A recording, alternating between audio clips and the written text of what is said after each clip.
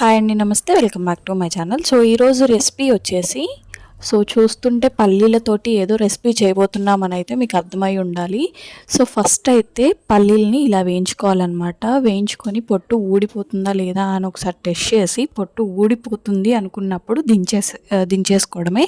So ఇలా దించేసుకున్న వాటిని ఒక ప్లేట్లో వేసి చల్లారబెట్టుకోవాలన్నమాట. ఇవి పల్లీల వరకు అలా పక్కకు ఉంచేసి ఇప్పుడైతే ఉల్లిగడ్డలు సన్నగా తురుముకోవాలండి. అంటే చూపించిన విధంగా సన్నగా కట్ చేసుకోవాలి. సో మొత్తానికి మన రెసిపీ పేరు ఏంటంటే పల్లీ చారు అనమాట. సో ఎవరు కూడా ఎక్కడ వినైతే ఉండరు నాకు తెలిసినంత వరకు. సో ఎవరికైనా తెలిస్తే మాత్రం నాకు కామెంట్ బాక్స్లో కామెంట్ చేసేయండి. సో ఇప్పుడు ఒక కళాయి కానీ ఒక గిన్నె కానీ ఏదన్నా తీసుకొని మీ దగ్గర ఉన్నది సో స్టవ్ మీద పెట్టేసి ఆయిల్ పోసేసుకొని హీట్ చేసుకోవాలండి. ఆయిల్ హీట్ అయిన తర్వాత ఆవాలు వేసుకోండి. ఆవాల్ని కొంచెం చిటపట్లాడనివ్వండి. సో ఇది ఇలా చిటపట్లాడిన తర్వాత దీంట్లో జీలకర్ర వేసుకోండి.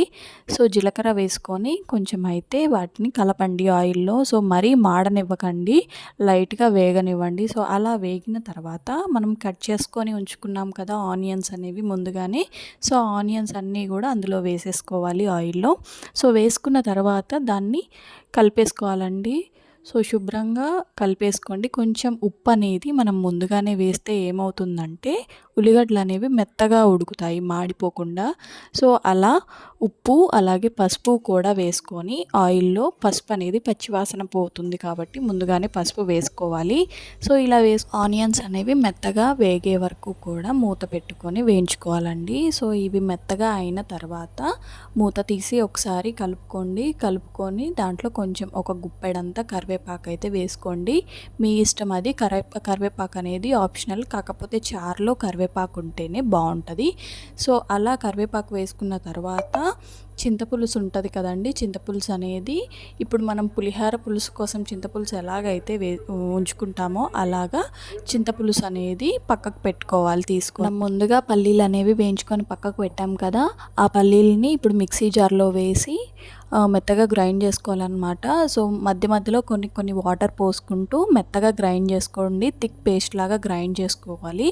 సో ఇలా థిక్ పేస్ట్ లాగా అయ్యే వరకు కూడా గ్రైండ్ చేసిన తర్వాత ఆ పేస్ట్ని పక్కకు పెట్టేసుకోండి. ఇప్పుడు అల్లం వెల్లుల్లి పేస్ట్ తీసుకొని ఒక టీ స్పూన్ అంతా మనము తాలింపు చేసాం కదా ఆనియన్స్, వాటిలో అయితే వేసి పచ్చివాసన పోయే వరకు కూడా కలుపుకోవాలండి.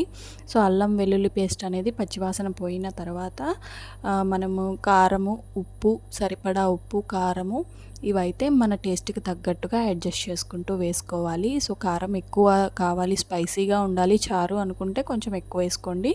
లేదు మాకు స్పైసీ తక్కువ ఉండాలి అనుకున్న వాళ్ళు కొంచెం తక్కువ వేసుకోండి. సో ఇలా వేసుకొని మొత్తం కూడా కలిపేసుకోవాలండి.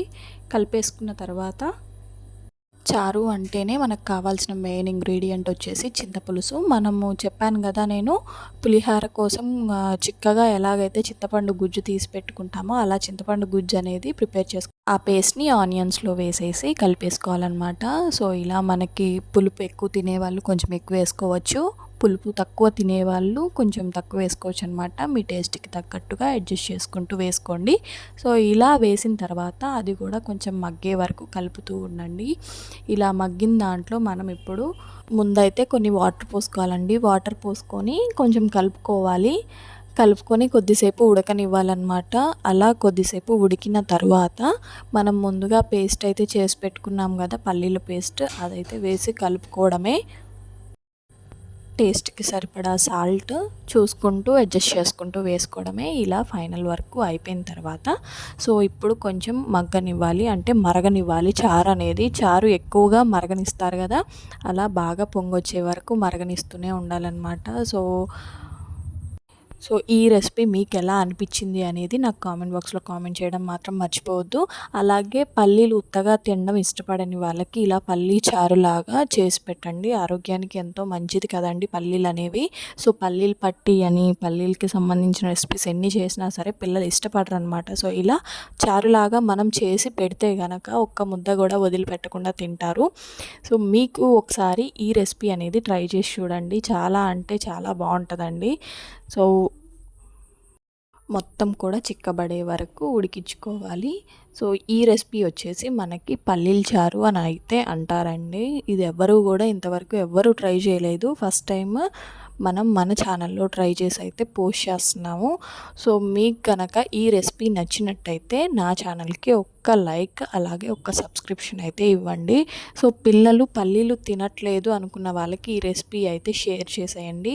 ఫైనల్గా ధనియాల పొడి, గరం మసాలా, మీ దగ్గర ఏ మసాలాలు ఉంటే ఆ మసాలాలు వేసేసుకోండి. అది మీ ఇష్టం, ఆప్షనల్ అనమాట. సో నేనైతే గరం మసాలా వేసేసి క్లోజ్ చేసేస్తున్నాను. సో ఇలా మరగనిస్తూ ఉండాలండి కొద్దిసేపటి వరకు, మరగనిచ్చి చిక్కబడే వరకు మరగనిచ్చిన తర్వాత దించేసుకోవడమే. మన పల్లీల చారు అయితే రెడీ అయిపోతుంది. సో ఈ రెసిపీ ఒకసారి ట్రై చేయండి. తప్పకుండా ట్రై చేసి ఎలా ఉంది అనేది నాకు కామెంట్ బాక్స్లో కామెంట్ చేసేయండి. సో మీరు కనుక నా ఛానల్ ఫస్ట్ టైం చూస్తున్నట్టయితే please do like, share and subscribe. ఇంకా ఇలాంటి రెసిపీస్ ఎన్నో రాబోతున్నాయి. Thank you for watching.